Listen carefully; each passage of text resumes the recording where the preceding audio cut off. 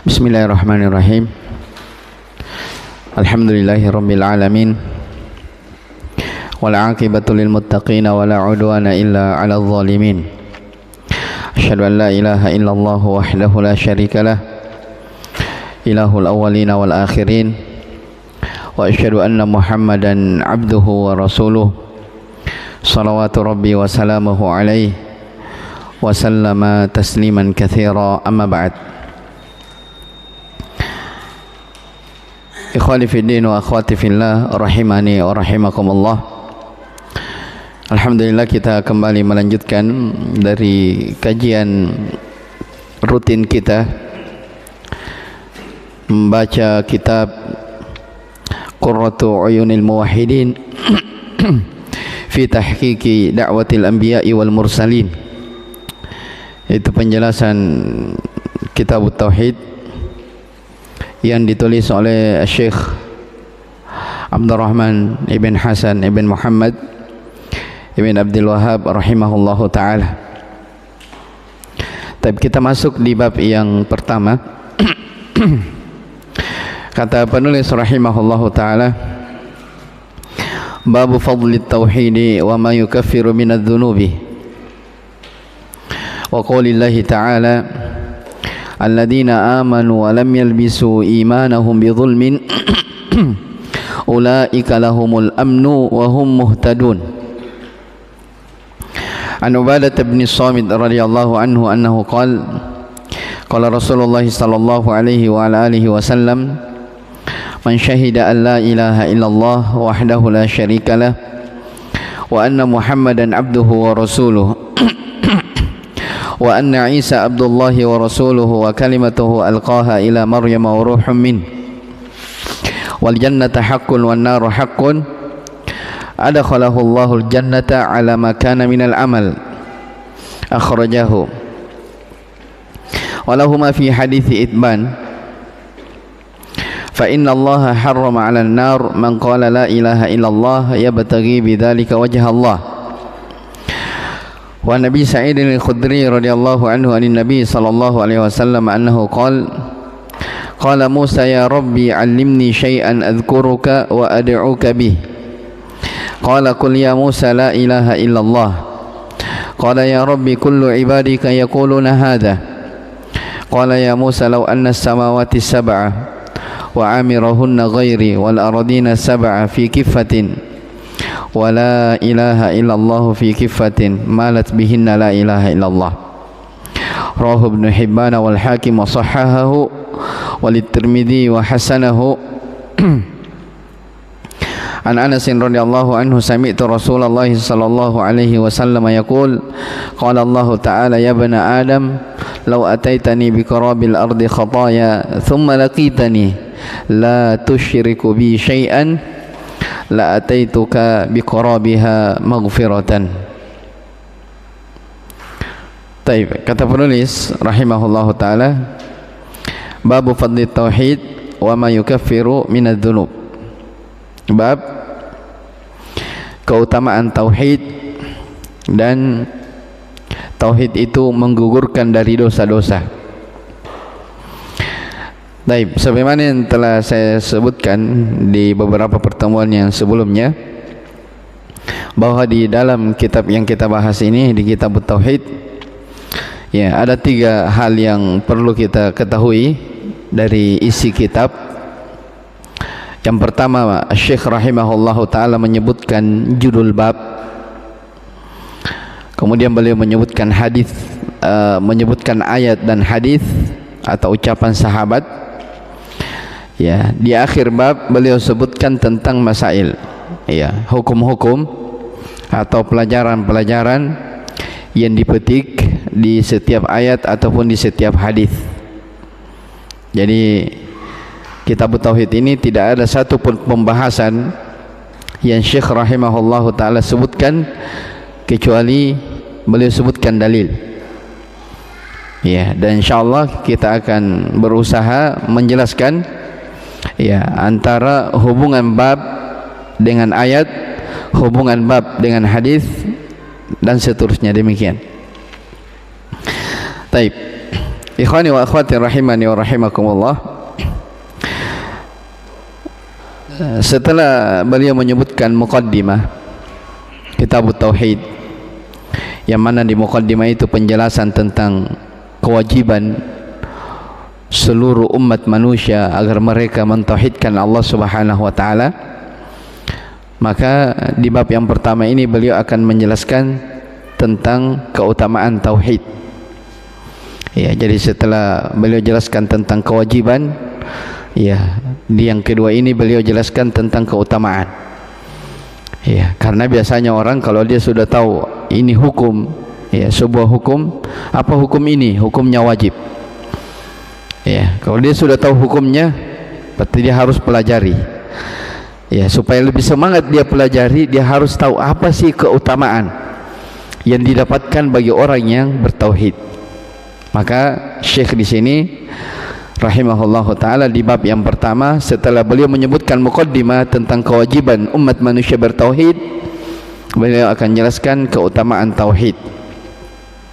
Ya, keutamaan tauhid. Di antara keutamaannya nanti kita akan sebutkan satu persatu adalah ma yukaffiru minadz-dzunubi. Ya, tauhid itu menggugurkan atau menghapuskan dari dosa-dosa. Tapi kita baca keterangan Syekh Abdul Rahman rahimahullahu taala. Kata beliau, babu fadli tauhid. Al-babu fil lughati huwa al-madkhalu ila syai'. Qawluhu wa ma yukaffiru minadz-dzunubi ma masdariyatan ay wa takfiruhu adz-dzunub. Wa yajuzu an takuna mawsulatan wal a'idu mahdhufun ay walladhi yukaffiruhu min adh-dhunubi.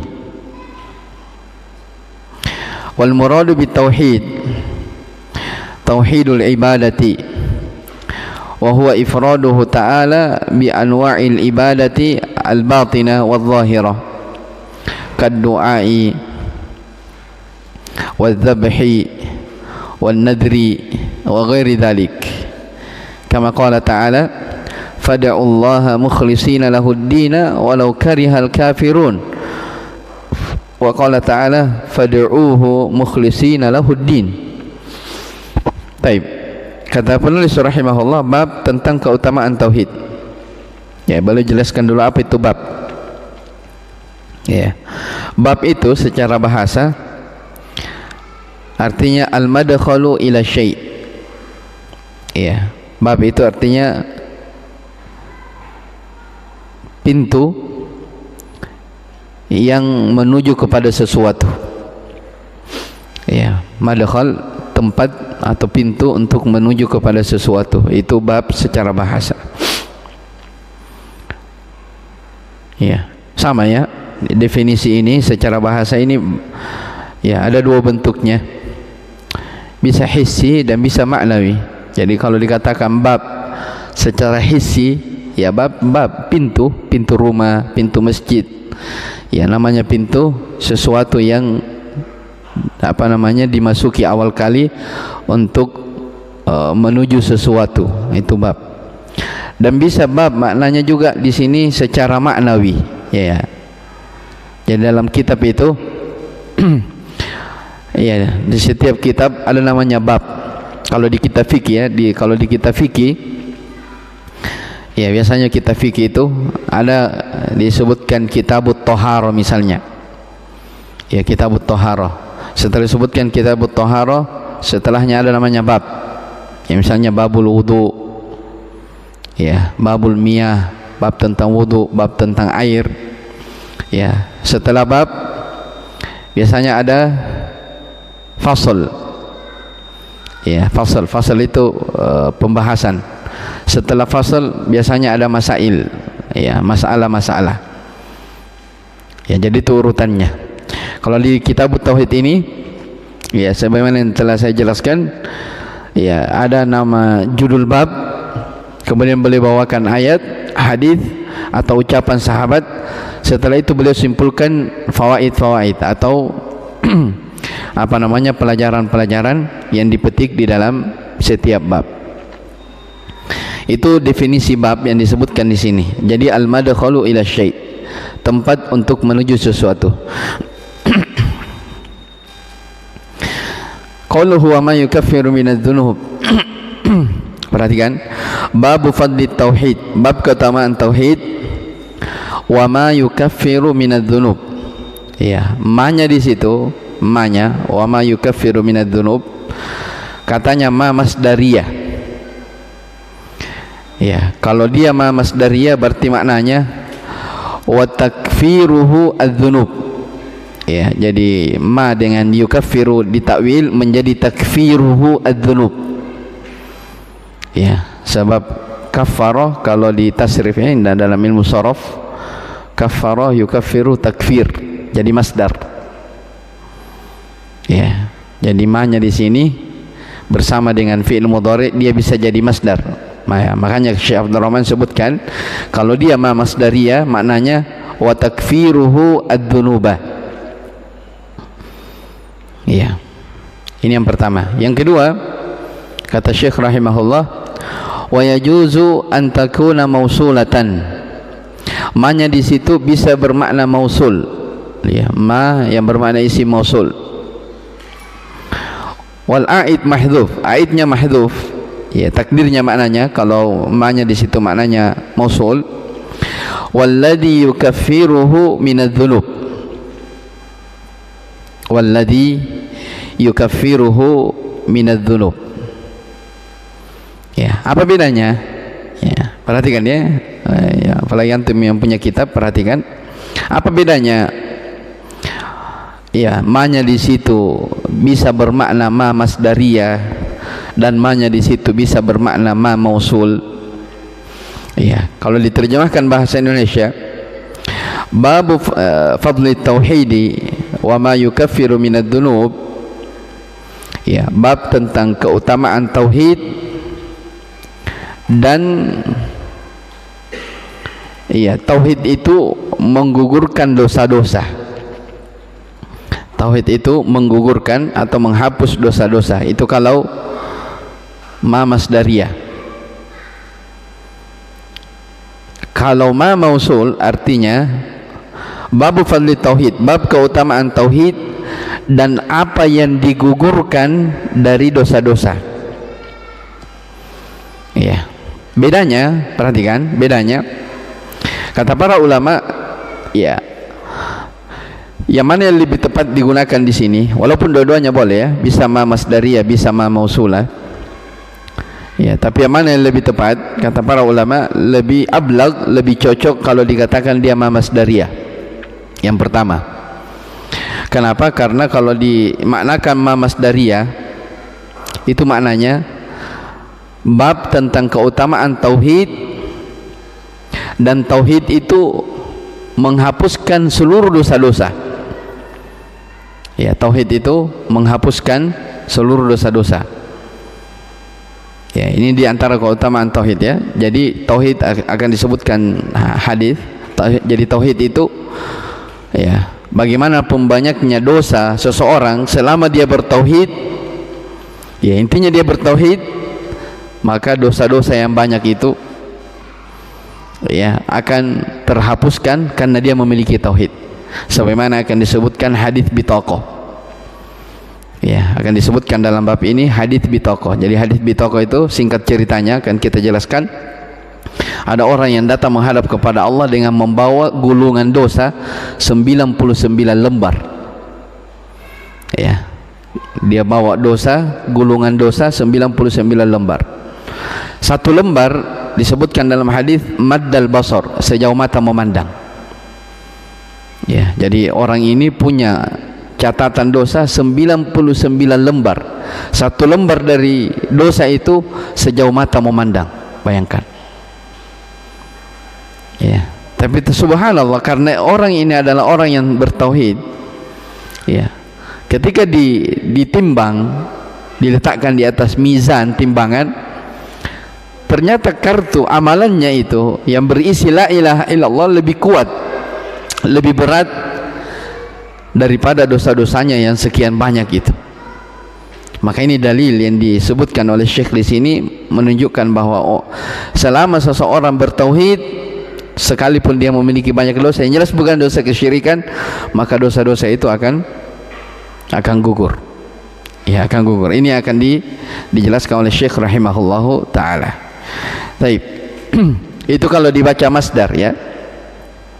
Jadi kalau dibaca masdar, bab keutamaan tauhid, dan tauhid itu menggugurkan dosa-dosa, menghapuskan dosa-dosa. Kalau dibaca isim mausul, ya. Kalau dibaca isim mausul, walladzi yukaffiruhu minadz-dzunub, itu maknanya. Dan tauhid itu menggugurkan di antara dosa-dosa. Itu bedanya. Jadi kalau yang memaknakan ma-nya di situ ma mausulah, bermakna isim mausul, ya, ada isyarat seakan-akan ya tauhid ini hanya menggugurkan, menghapuskan sebahagian dari dosa, tidak semuanya. Ya, tapi kalau dimaknakan masdar, artinya tauhid ini semua dosa-dosa hamba dihapuskan.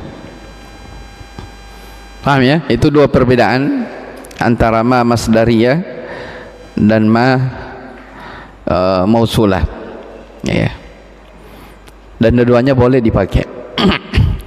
Kemudian kata Syekh rahimahullah, wal muradu bit tauhid tauhidul ibadah.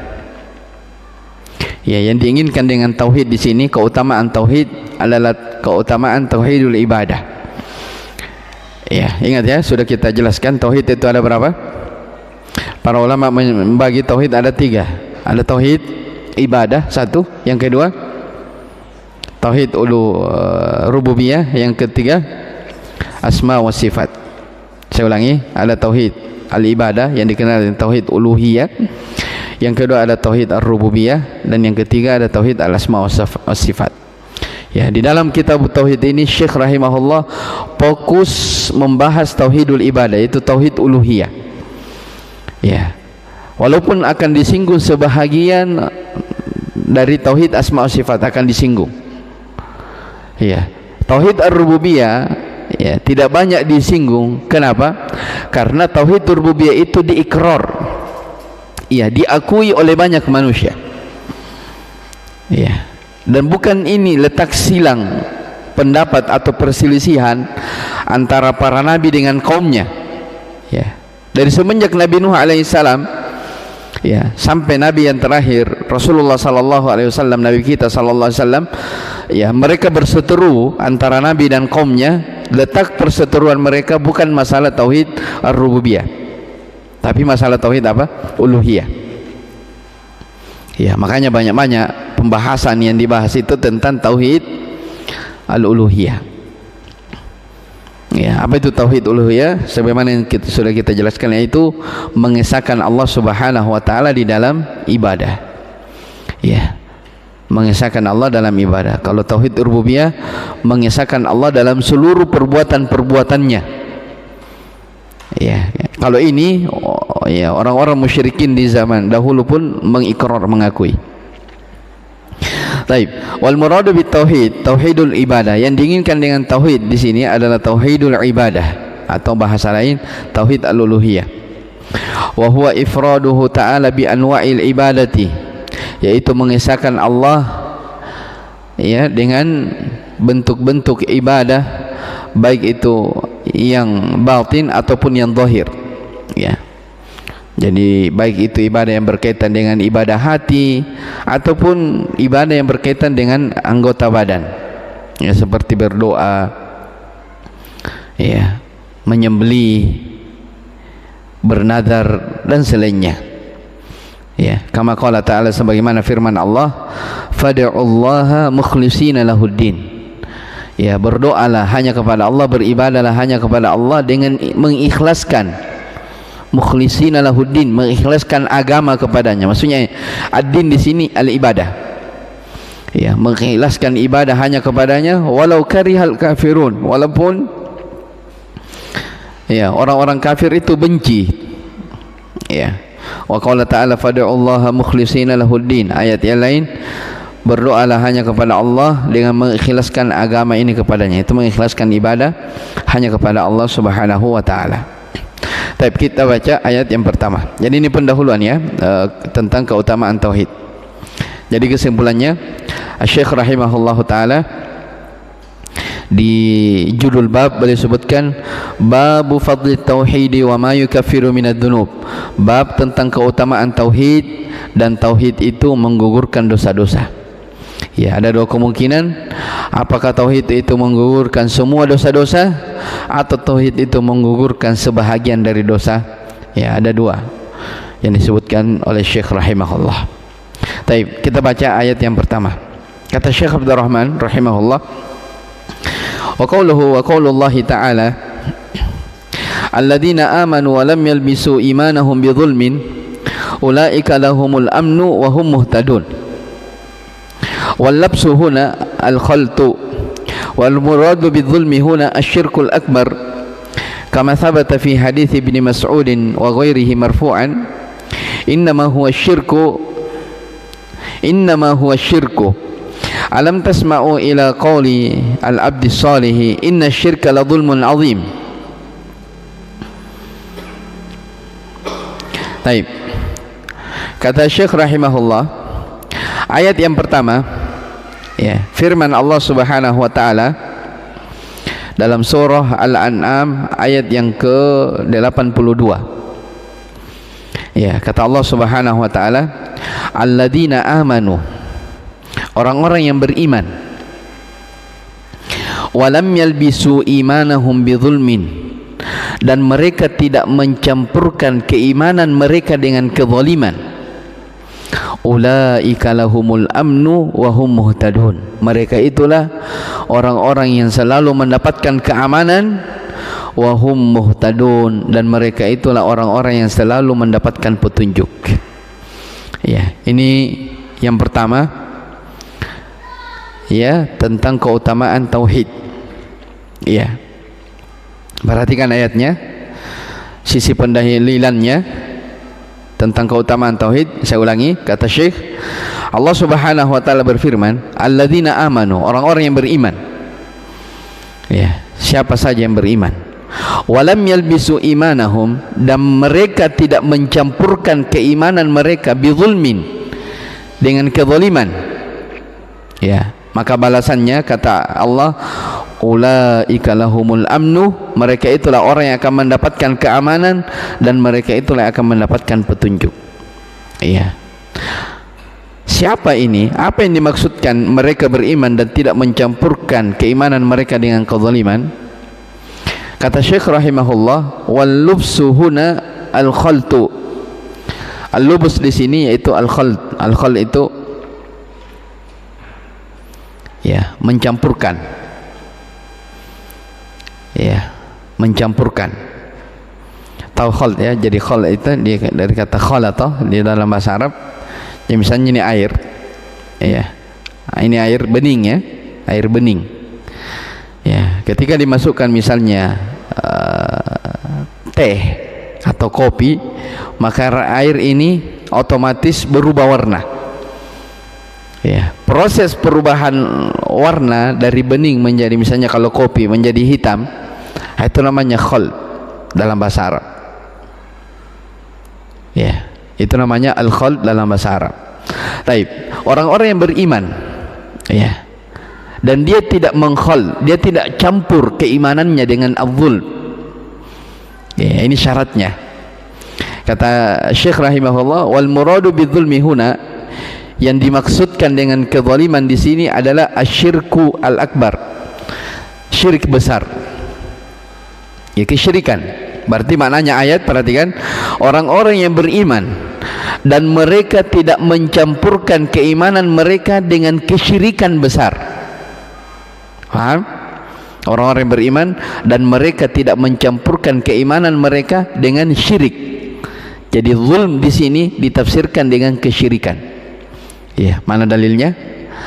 Kata Syekh, kama thabata fi hadits Ibnu Mas'ud wa ghairihi marfu'an, sebagaimana yang datang dalam hadis Ibnu Mas'ud dan selainnya secara marfu'. Ya, Nabi sallallahu alaihi wasallam ditanya, apa itu az-zulm? kata beliau, innama huwa syirku.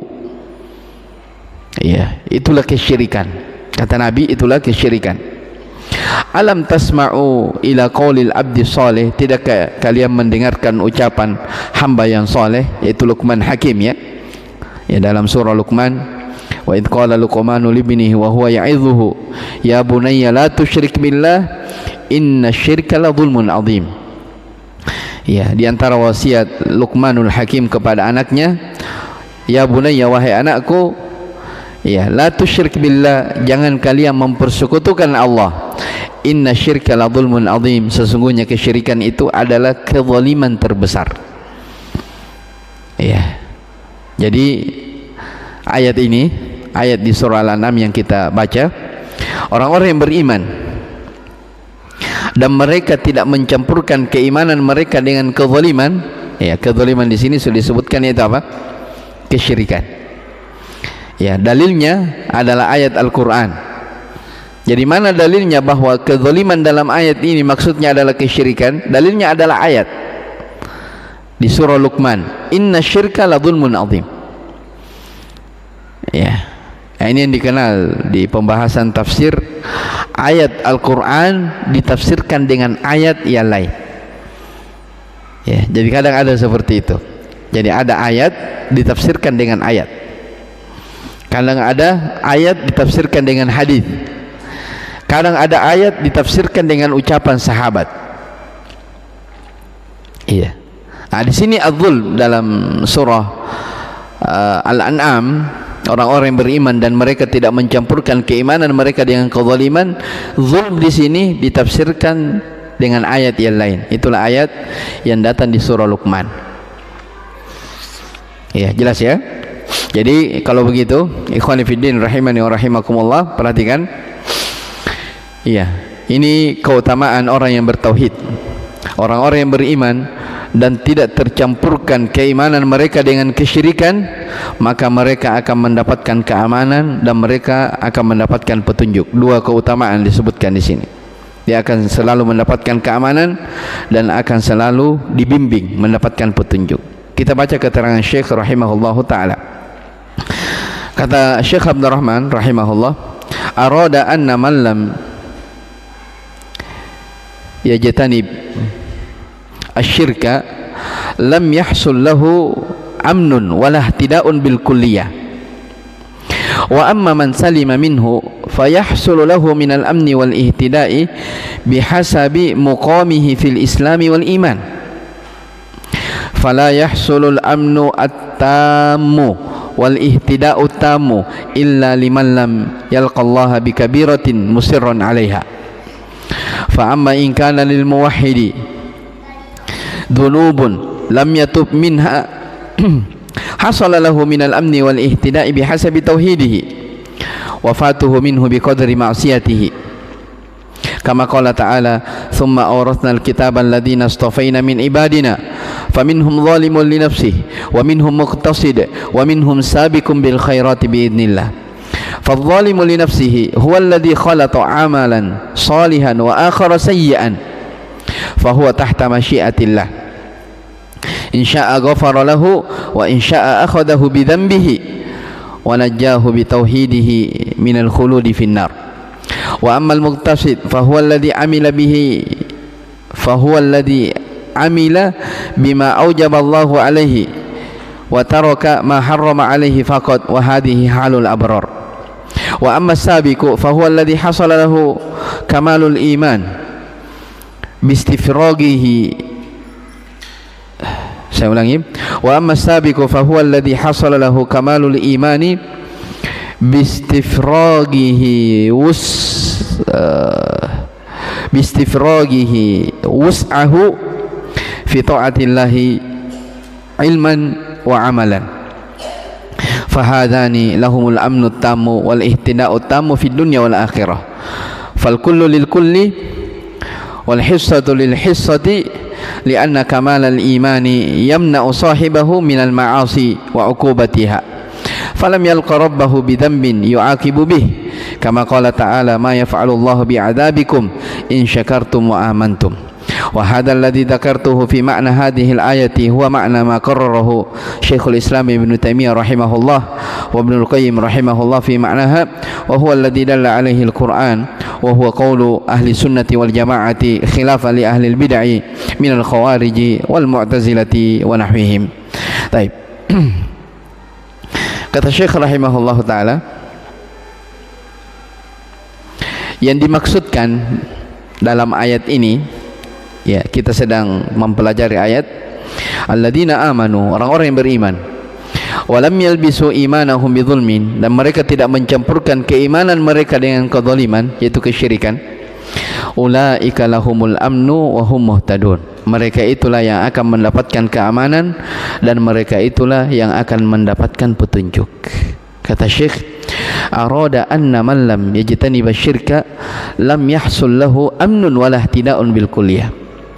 Ya, Syekh memaksudkan dalam ayat ini bahwa siapa saja yang tidak menjauhkan dirinya dari kesyirikan, siapa saja yang tidak menjauhkan dirinya dari kesyirikan, maka dia tidak akan mendapatkan keamanan, demikian pula tidak akan mendapatkan petunjuk secara kulliyah, menyeluruh. Ya. Jadi ini ayat, ya. Wa anna man salima minhu, bahwasanya siapa saja yang selamat dari kesyirikan ini berarti yahsulu lahu minal amni wal ihtida, pasti dia akan mendapatkan keamanan, dia pasti akan mendapatkan petunjuk bihasabi muqamihi fil islami wal iman, sesuai jenjangnya di dalam Islam dan di dalam keimanan.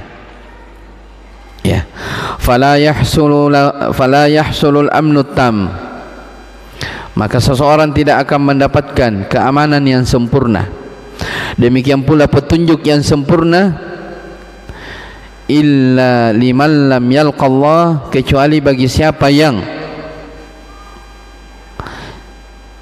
tidak berjumpa dengan Allah Subhanahu wa taala dalam keadaan dia bikabiratin, ya, dalam keadaan melakukan dosa besar, musirran alaiha, ya, berketerusan di atasnya.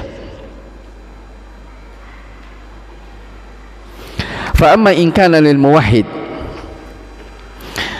adapun kalau dia adalah orang yang bertauhid, ya, dia fa amma in kana lil muwahhidi dzunubun, adapun kalau orang-orang yang bertauhid yang dia memiliki dosa, lam yatub minha, yang dia tidak bertobat darinya, hasala lahu minal amni wal ihtida'i bihasabi tauhidihi, dia akan mendapatkan keamanan, dia akan mendapatkan petunjuk sesuai dengan kadar tauhidnya. Ya, wafatuhu minhu biqadari ma'siyatihi, ya, wafatnya dia disesuaikan dengan kadar maksiatnya tersebut. Baik. Dua di sini, coba diperhatikan, ikhwani fiddin rahimani wa rahimakumullah. Ada dua hal di sini yang disebutkan oleh Syekh rahimahullahu taala. Jadi manusia itu, ya, dua, ya, ingin mendapatkan petunjuk atau ingin mendapatkan keamanan yang sempurna, ya. Dalam ayat dikatakan orang-orang yang beriman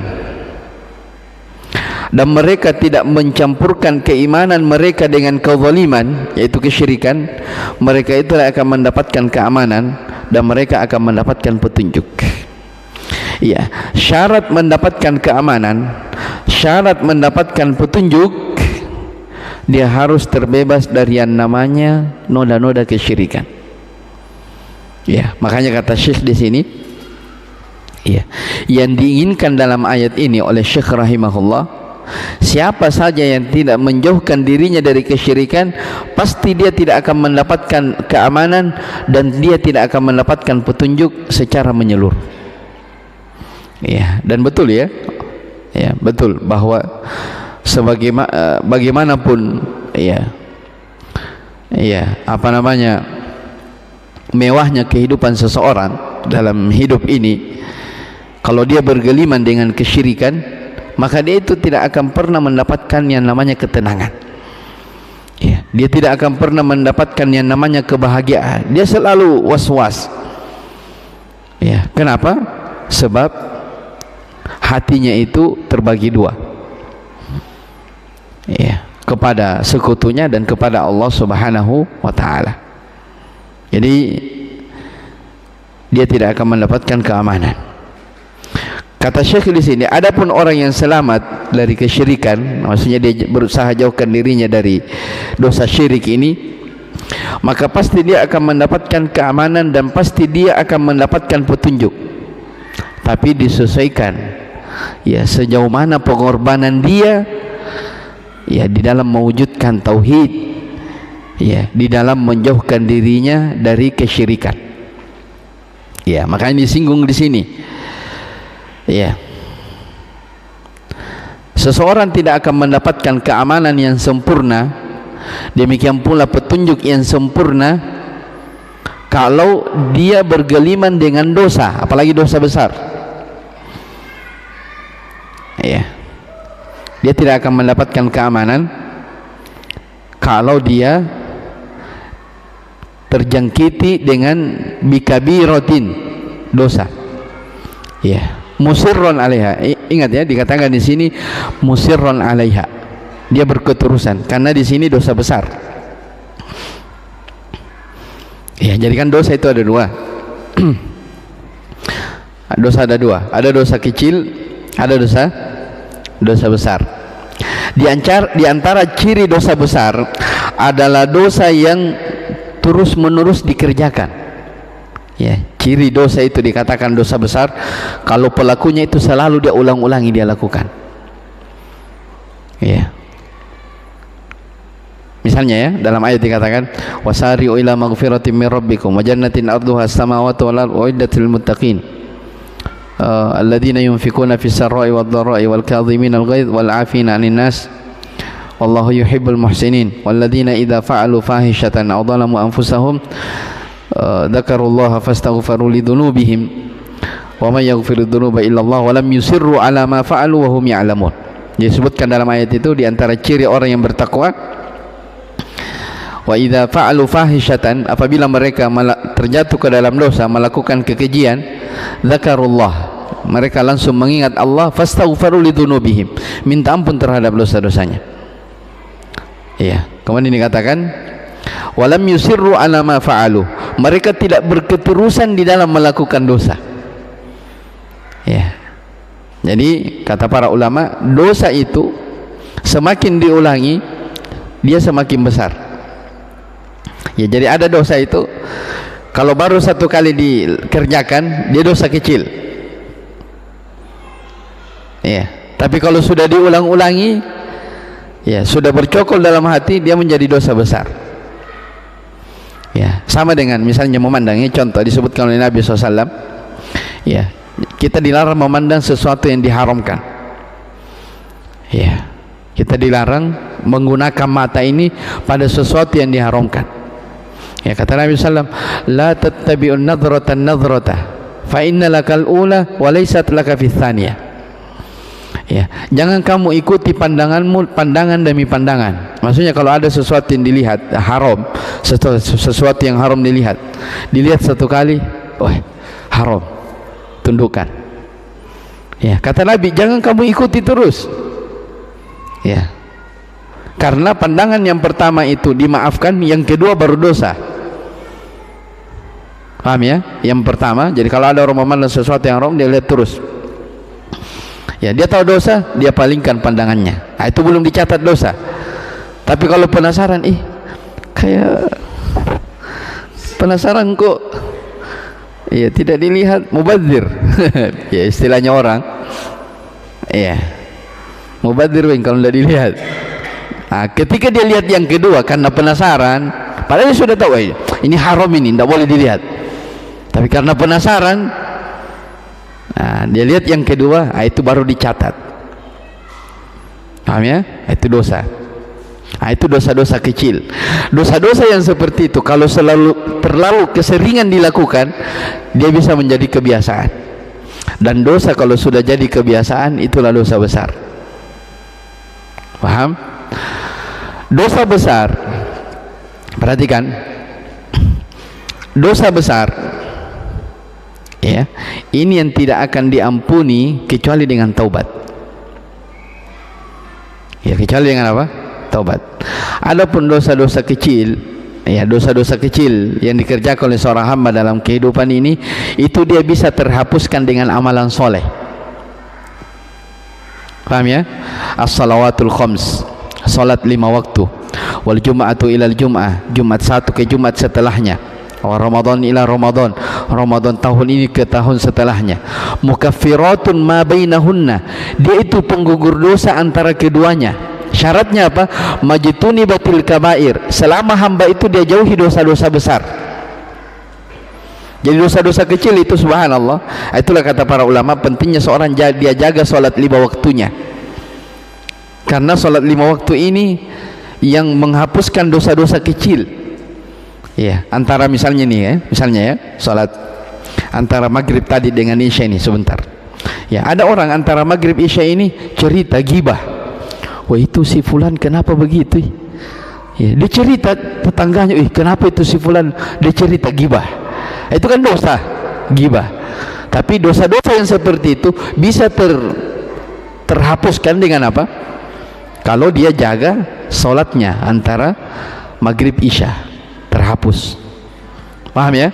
Itu kalau dosa kecil. Jadi dosa kecil itu dia tergugurkan dengan amalan-amalan soleh. Ya, majelis ilmu menggugurkan dosa. Ya, Nabi SAW bersabda, innal hasanati yudhibna sayyiat, sesungguhnya kebaikan-kebaikan itu akan menggugurkan dosa-dosa. Maksudnya dosa-dosa kecil. Ya, ada orang beramal soleh, majelis ilmu, belajar, menuntut ilmu agama, dia sholat, dia bersedekah, dia gugurkan dosa-dosanya. Tapi ingat, dosa apa? Dosa kecil. Ya, adapun dosa besar, dia tidak akan terhapus kecuali dengan apa? Dengan taubat. Bisa dipahami? Nah, sekarang pembahasan kita terakhir, orang yang meninggal, ya, dalam keadaan dia berketerusan di atas dosa besar, tidak sempat bertaubat. Nah, di sini ada dua, orang yang bertauhidkah atau bukan? Paham ya? Orang bertauhidkah atau bukan? Ya, ini akan dijelaskan oleh Syekh. Kalau orang bertauhid, dia meninggal dalam keadaan dia terjatuh ke dalam dosa besar, ya, misalnya, ya, dosa apa? Pokoknya dosa besar. Ya, dia meninggal tidak sempat bertobat, tapi dia adalah orang yang bertauhid. Maka di sini ada 3. Ya, disebutkan dalam ayat di surah Fatir ada 3 kemungkinan. Ya, ada 3. Ya. Adapun kalau dia bukan orang yang bertauhid, ya, atau alias pelaku kesyirikan, ya, maka kalau ini yang meninggal, nah ini jelas sebanyak apapun amalannya dia tidak akan mendapatkan apa-apa. Ya, sebab kesyirikan itu dia menggugurkan seluruh amalan-amalan. Ya, jelas ya, sudah sering kita ulangi. Seandainya ada orang beramal dalam hidupnya ini 60 tahun dia beramal, 60 tahun dia sholat. Ya, kita misalnya kalau kita hitung-hitungan umur, kita kan dibebani syariat di umur berapa? 15 tahun ya, 15 tahun. 15 tahun. Ya, itu hitungan normalnya ya, 15 tahun dibebani orang syariat. Umur, ya, manusia umat Nabi kita sallallahu alaihi wasallam, umat Islam, disebutkan dalam hadis berkisar antara 60 sampai 70. Anggaplah kita ambil 65 tahun. Ya, jadi kalau misalnya 15 tahun sampai 65, berapa itu? 50 tahun. 50 tahun ya. 50 tahun orang beribadah. Ya, normalnya orang beribadah berapa? 50 tahun. Ya, kalau ada orang dia beribadah, dia jaga ibadahnya dalam hidupnya selama 50 tahun. Ya, dari semenjak dia berumur 15 sampai dia ditakdirkan meninggal misalnya di umur 65, berarti pas 50 tahun. Dia jaga ibadahnya. Tapi ternyata ada satu waktu dia melakukan kesyirikan, satu hari dia melakukan kesyirikan. Ya, dan dia tidak bertaubat dan dia meninggal. Ya, maka yang 50 tahun ini tidak dianggap. Gara-gara dia melakukan syirik satu hari. Ya, ini menunjukkan apa? Mengerikannya dosa syirik. Karena sebanyak apapun amalan, Allah tidak butuh. Ya, kata Allah Subhanahu wa taala, "Ana aghna syuraka yani syirki." Allah itu adalah zat yang tidak butuh untuk disekutukan. Man amila amalan asyraka fihi ma'i ghairi taraktuhu wa syirkahu. Siapa yang melakukan amalan yang dia sekutukan aku dengan selainku, taraktuhu wa syirkahu, aku tinggalkan dia dengan kesyirikannya. Ya, jangankan itu, orang yang ibadah saja riya, itu riya kan bahagian dari kesyirikan. Ada orang salat mau dipuji, Allah bilang taraktuhu wa syirkahu, saya tinggalkan dia dengan riyanya. Ya, bagaimana lagi dengan orang yang melakukan kesyirikan akbar, syirik besar. Ya, riya saja amalannya tidak diterima, apalagi yang besar. Ya, kata Allah, idhabu ilal ladina kuntum turauna fid dunya hal tajiduna indahum jaza. Ya, Allah berfirman kepada orang-orang yang riya ini ketika beribadah ingin dipuji, ingin ya, selalu ingin mendapatkan pujian manusia. Allah berfirman kepada mereka pada hari kiamat, pergi kamu kepada orang-orang yang kamu selalu harapkan pujiannya di dunia, pergi kamu di sana minta balasan. Hal tajiduna indahum jazaan, apakah mereka memiliki balasan? Mereka tidak punya balasan. Nah, ini masalah riya saja. Ya, amalan yang dimasuki riya Allah tidak butuh, bagaimana lagi dengan orang yang terjatuh ke dalam syirkul akbar, syirik besar. Ya, wa qadimna ila ma amilu min amalin faja'alnahu haba'an manthura. Kata Allah, kami datangkan ya seluruh amalan yang mereka kerjakan, lalu kami jadikan amalan tersebut bagikan debu yang berterbangan, tidak dianggap. Ya, jadi sebanyak apapun amalan yang dikerjakan, kalau dia adalah pelaku syirik, maka tidak ada tidak ada arti dari amalannya tersebut. Ya, dan ini yang disebutkan dalam ayat amilatun nasibah tasla naron hamiyah. Kata Allah Subhanahu wa taala, ada orang dalam kehidupan dunia ini letih, capek beribadah, tapi yang dia dapatkan adalah neraka yang menyala-nyala. Ini yang kita khawatirkan. Maka setiap muslim dan muslimat berusaha, dia berupaya bagaimana supaya dirinya, keluarganya, istrinya, anak-anaknya dia jauhkan dari kesyirikan. Ya, siapa yang selamat dari kesyirikan, itulah orang yang akan mendapatkan keamanan dan petunjuk. Baik, masih ada kelanjutan pembahasan tentang ayat ini. Alladzina amanu wa lam yalbisu imanahum bidzulmin ulaika lahumul amnu wa hum muhtadun. Saya kira cukup dulu. Insyaallah rincian orang-orang yang bertauhid kita akan sebutkan di pertemuan akan datang biidznillah. Wallahu a'lam. Subhanakallah bihamdik, asyhadu an la ilaha illa anta astaghfiruka wa atubu ilaik. Alhamdulillahirabbil alamin.